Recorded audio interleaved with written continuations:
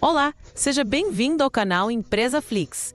Vamos conversar um pouco sobre a declaração de imposto de renda do microempreendedor individual, o MEI, e como você pode legalmente evitar pagar imposto sobre seus lucros, além de esclarecer de vez a confusão sobre a EFD-REINF.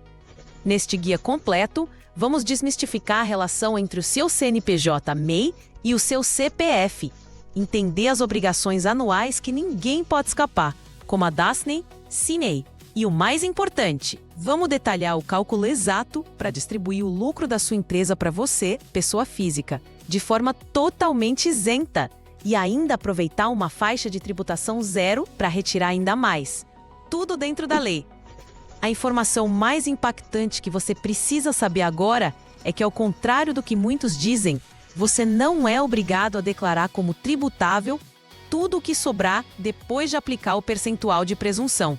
Existe um método confirmado pela Receita Federal para otimizar isso. Sabemos que esse assunto gera muitas dúvidas e cada caso tem particularidades. Por isso, se você tiver qualquer pergunta sobre sua situação específica ou se já passou por algum problema com a Receita por causa de interpretações erradas, deixe seu comentário aqui embaixo. Nós lemos e, sempre que podemos, respondemos a todos os comentários para ajudar a nossa comunidade de empreendedores. Vamos começar com uma tranquilidade imediata para você, microempreendedor. Recentemente surgiu uma enorme preocupação sobre a EFD-REINF, a escrituração fiscal digital de retenções e outras informações fiscais. Muitos estavam aflitos, acreditando que teriam mais essa obrigação burocrática para cumprir.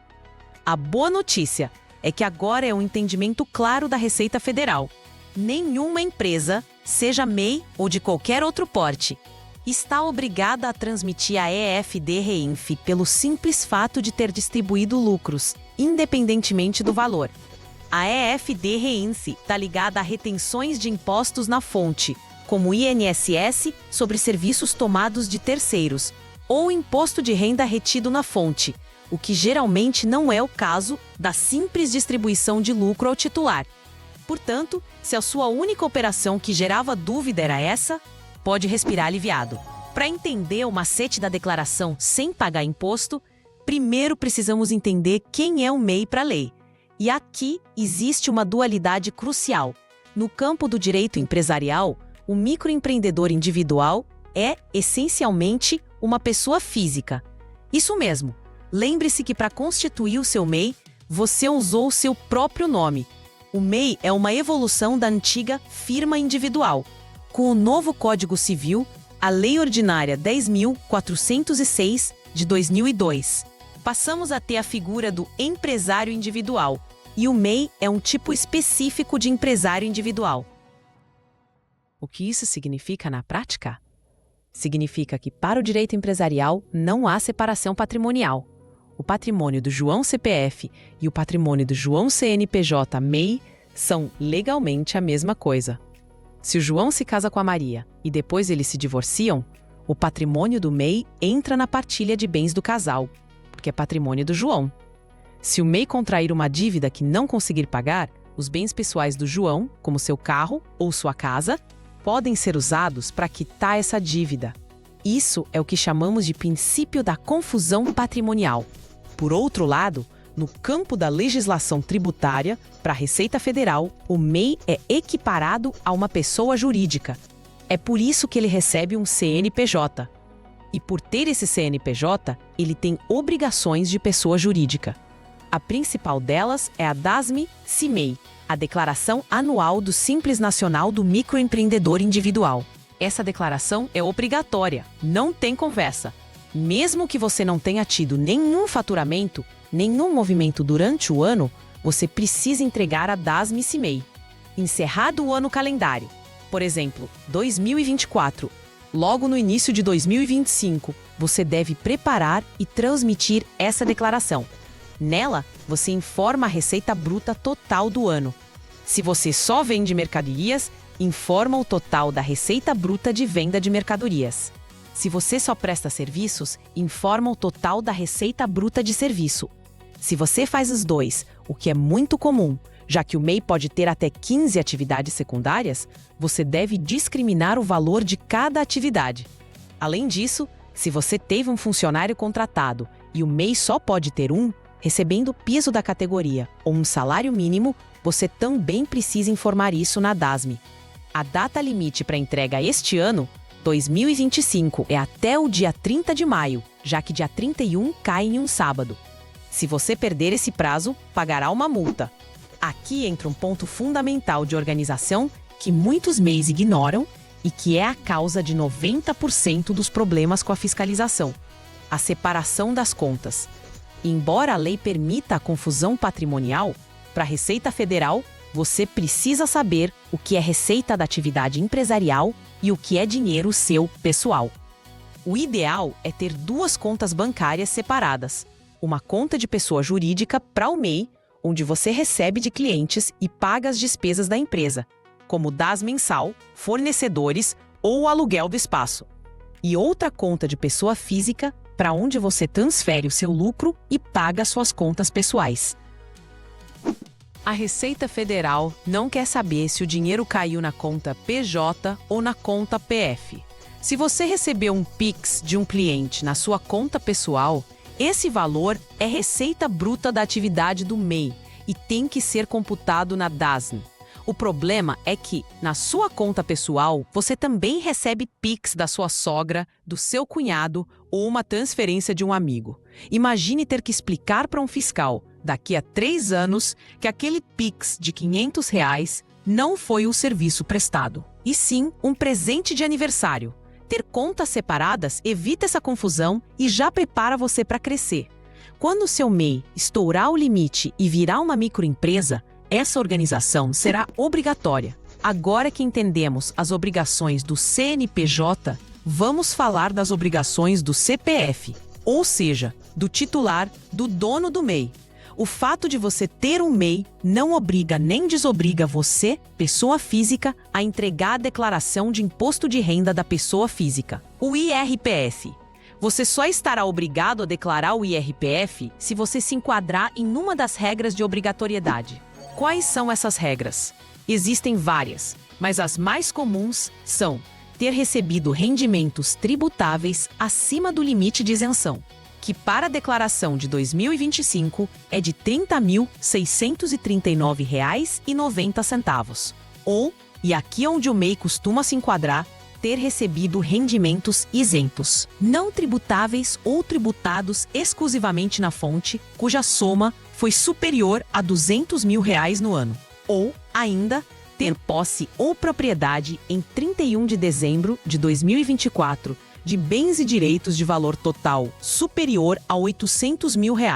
Se você se enquadrar em qualquer regra, você deve declarar. Se não, a declaração é facultativa, embora, como veremos, seja altamente recomendado que você faça.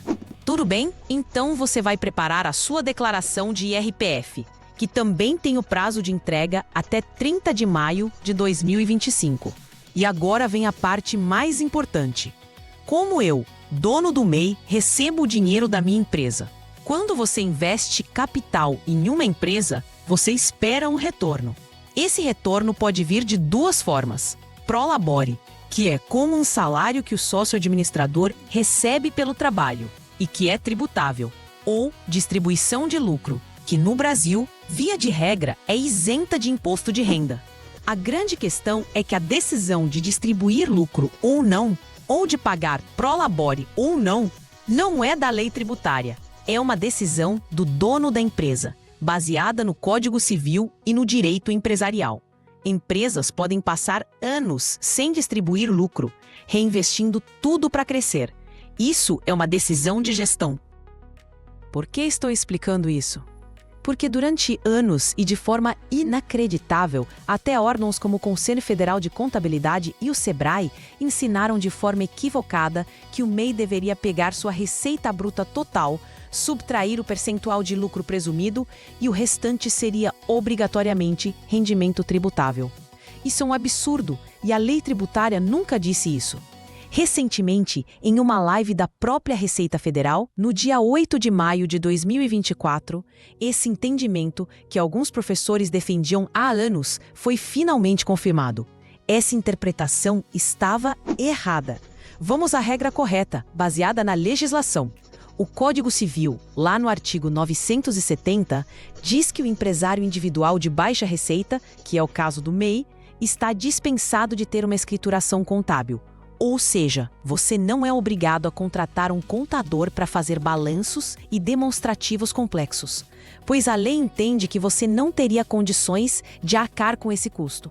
Mas, se você não tem uma contabilidade para apurar o lucro exato, como saber quanto você pode distribuir de forma isenta? É aí que entra a presunção. O legislador diz o seguinte: já que você não tem contabilidade, vamos estimar um lucro que você pode distribuir de forma isenta. E essa estimativa, essa presunção, é calculada com base na sua atividade. A fórmula é simples. Pegue a sua receita bruta total do ano, aquela que você declarou na DAS-NICE-MEI, e aplique o percentual de presunção de lucro da sua atividade. O resultado dessa conta é o lucro presumido. E esse valor pode ser distribuído integralmente ao titular e lançado na declaração de IRPF na ficha Rendimentos Isentos e Não Tributáveis, no Código 9, Lucros e Dividendos Recebidos. Quais são esses percentuais de presunção? Eles estão no artigo 15 da Lei 9.249 de 95. Os principais são 8% para atividades de comércio, indústria ou transporte de cargas, 16% para transporte de passageiros e 32% para serviços em geral. Se você tem mais de uma atividade, por exemplo, vende mercadorias e presta serviços, você deve aplicar o percentual respectivo sobre a receita de cada atividade e somar os resultados para encontrar o seu lucro isento total. Ah, você pode dizer, mas esse lucro é muito baixo. Eu precisei de mais dinheiro do que isso para viver. Calma. Você pode sim distribuir mais do que esse valor presumido. Você pode distribuir quanto quiser, até o limite da sua receita bruta total declarada na DASN. Só que esse excesso, o valor que ultrapassa o lucro presumido, deve ser declarado em outra ficha: Rendimentos Tributáveis Recebidos de Pessoa Jurídica. DO. E é aqui que entra o grande macete. Esse excesso é um rendimento tributável, sim, e estará sujeito à tabela progressiva do imposto de renda, aquela que vai de 0 a 27,5%. O segredo é que você pode fazer um planejamento tributário, uma elisão fiscal, que é totalmente legal, para distribuir um excesso que se encaixe exatamente na faixa de alíquota zero da tabela do IRPF. Vamos entender isso na prática com exemplos. E antes de irmos aos números, é importante reforçar uma coisa. Se você, MEI, optar por fazer uma contabilidade, mesmo não sendo obrigado, você pode. Mas fazer contabilidade não é uma planilha de Excel. É contratar um profissional legalmente habilitado, um contador com CRC ativo, que fará seu livro diário, razão, balanço patrimonial e apurará o seu lucro contábil real. Se esse lucro contábil for maior que o lucro presumido, você pode distribuir o valor total do lucro contábil de forma isenta. Isso é ótimo para mês de serviço que tem pouquíssimas despesas, pois o lucro real é muito maior que os 32% presumidos. Mas vamos focar no MEI que não tem contabilidade, que é a vasta maioria. Exemplo número 1, comércio varejista. Digamos que um MEI teve uma receita bruta anual de R$ 81 mil, o teto, vendendo doces e balas. Comércio é atividade de venda, então o percentual de presunção é de 8%. Cálculo do lucro isento: R$ 81 mil vezes 8% é igual a R$ 6.480. Esse valor, R$ 6.480, ele vai declarar na ficha de rendimentos isentos e não tributáveis. Obviamente, R$ 6.000 e poucos no ano não é suficiente para viver. Essa pessoa precisou de mais. Agora, vamos calcular o excesso que ela pode tirar sem pagar imposto. Aqui, olhamos para a tabela progressiva anual do IRPF para a declaração de 2025. Referente ao ano de 2024, a faixa de isenção, a alíquota zero, foi de R$ 26.963,20. Isso porque tivemos duas tabelas em 2024, uma até janeiro e outra de fevereiro a dezembro. Somando os limites mensais, chegamos a esse valor anual. Se o contribuinte optar pela declaração no modelo simplificado, ele tem direito a um desconto padrão de 20% sobre todos os seus rendimentos tributáveis, limitado a um teto. O macete é calcular quanto eu posso declarar de rendimento tributável para que, após aplicar o desconto simplificado de 20%, o resultado seja exatamente os R$ 26.963,20 da faixa isenta. A conta é R$ 26.963,20 dividido por 0,80, que é o mesmo que acrescentar 25%, o que dá R$ 33.704. Portanto, esse MEI do comércio pode distribuir mais R$ 33.704 como excesso. Ele vai lançar esse valor na ficha Rendimentos Tributáveis Recebidos de PJ. Vamos ver o cálculo do imposto. Rendimento tributável total, R$ 33.704. Dedução, desconto simplificado de 20%, R$ 6.740,80.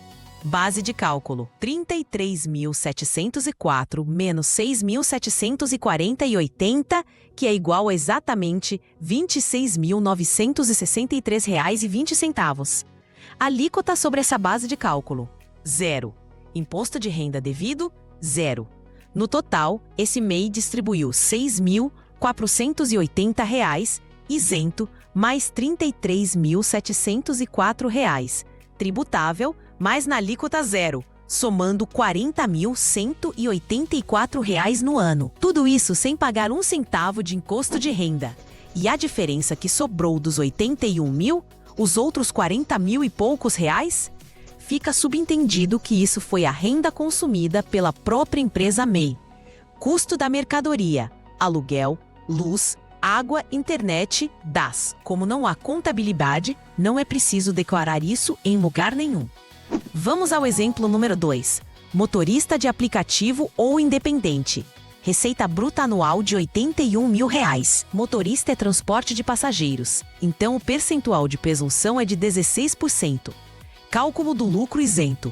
R$ 81 mil vezes 16% é igual a R$ 12.960.